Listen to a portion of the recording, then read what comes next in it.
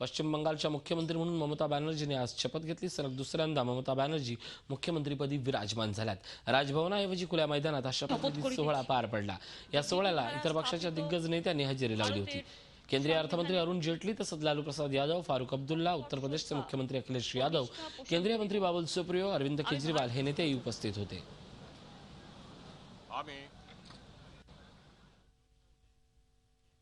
बंगालमध्ये तीच एकमेव बॅनर गर्ल होती। ती जिंकली तर यश तिचं आणि अपयश आलं तर तीच त्याची धनी होती। तिच्या विरोधात सगळ्यांनीच शस्त्र परजली होती, पण ममता बॅनर्जी सगळ्यांना पुरून उरले आणि त्यांनी करून दाखवलं। তোর ডাক শুনে কেউ না আসে তবে একলা চলো রে একলা চলো একলা চলো একলা চলো একলা চলো রে একলা চলো একলা চলো একলা চলো একলা চলো রে যদি তোর ডাক শুনে কেউ না আসে তবে একলা চলো। कुणाच्याही घोळात न पडता कुणाशीही युती न करता एकला चलो रे म्हणतच ममता बॅनर्जींनी पश्चिम बंगालमध्ये विजय मिळवलाय। बंगालमध्ये ममता विरुद्ध सगळे असाच सामना होता। मुळातच सगळ्या विरोधकांची घोषणा तृणमूल मुक्त काँग्रेस असतानाही ममता टिच्चून उभ्या राहिल्या।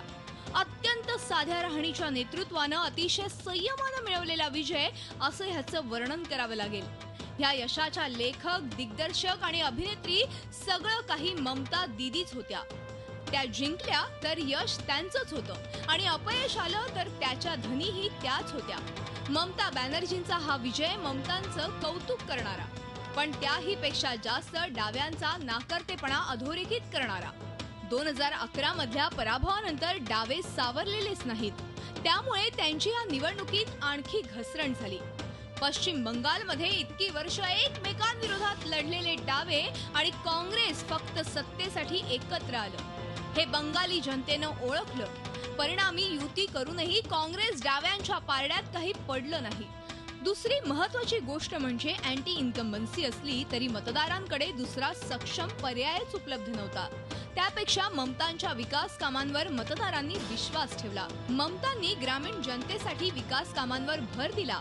विशेष म्हणजे ऐन निवडणुकीच्या तोंडावर नारदा स्टिंग आणि फ्लायओव्हर कोसळल्याच्या घटना घडूनही मतदारांवर त्याचा परिणाम झाला नाही। याही निवडणुकीत परंपरेनुसार भाजपला पश्चिम बंगालमध्ये एका हाताच्या बोटावर मोजण्या इतकेच मार्क मिळाले, पण तरीही भाजपनं ममतांना छुपी मदत केल्याचं बोललं जातंय। राज्यात पक्षाची ताकद नाही हे माहीत असतानाही 2/3 जागांवर उमेदवार उभे केले। त्यामागे मोदीभाई आणि ममता दीदींचं कनेक्शन असल्याचं बोललं जातंय। राज्यसभेत मोदी सरकारला अनेक बिलं मंजूर करून घ्यायची आहेत, त्यासाठी प्रादेशिक पक्षांची मदत लागणार आहे। म्हणूनच भाजपनं उमेदवार उभे करून मतविभाजन केल्याचा आरोप डाव्यांनी केलाय। या विजयानंतर लगेच ममतांची पंतप्रधान पदाच्या उमेदवार म्हणून दावेदारीची चर्चा सुरू झाली आहे। त्याला ममतांनी नम्रपणे उत्तर देत संबंधितांना टोलेही हाणलेत। हम बहुत छोटा आदमी है, हम छोटा से काम पसंद करते हैं। अगर देश का कभी काम की जरूरत हो तो मैं भी रेल मिनिस्ट्री में काम किया, कोल मिनिस्ट्री में काम किया, वुमेन चाइल्ड में काम किया, यूथ स्पोर्ट्स में काम किया। हम सेंट्रल गवर्नमेंट में बहुत दिन काम करके आए, तो अगर कभी जरूरत होगा तो हम काम कर सकते हैं बंगाल को काम करने से भी, लेकिन मेरे को अभी बंगाल में काम करने दीजिए। बंगालची जनता ही मुळातच डाव्या विचारसरणीच्या वळसणीला बसणारी। तृणमूल हा कसा डाव्या विचारसरणीचा पण हिंसाचार मुक्त पक्ष आहे, ह्याचं उत्तम मार्केटिंग करत ममतांनी बंगाली जनतेत विश्वास रुजवला। कोलकात्यात अतिशय सर्वसामान्य कुटुंबात जन्मलेल्या ममतांनी महाविद्यालयात असल्यापासूनच राजकारणात भाग घेतला।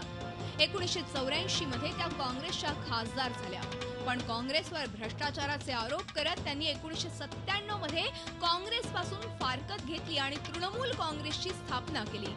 एनडीएच्या काळात त्यांनी केंद्रात कॅबिनेट पदही भूषवलं। यूपीए बरोबरही त्या सत्तेत होत्या। केंद्राच्या राजकारणात सक्रिय असतानाही त्यांचा माटी माणूसशी संपर्क कायम होता आणि हाच त्यांचा आपलेपणा आणि साधेपणा बंगालच्या जनतेला भावला। आता बंगालच्या जनतेनं सलग दुसऱ्यांदा दीदींवर विश्वास दाखवलाय। आता त्यांची खरी कसोटी लागणार आहे, पण सध्या तरी रोशगुल्लासह सेलिब्रेट करण्याचीच ही वेळ आहे। Bureau report, Zee media. Zee 24 तास रहा एक पाऊल पुढे।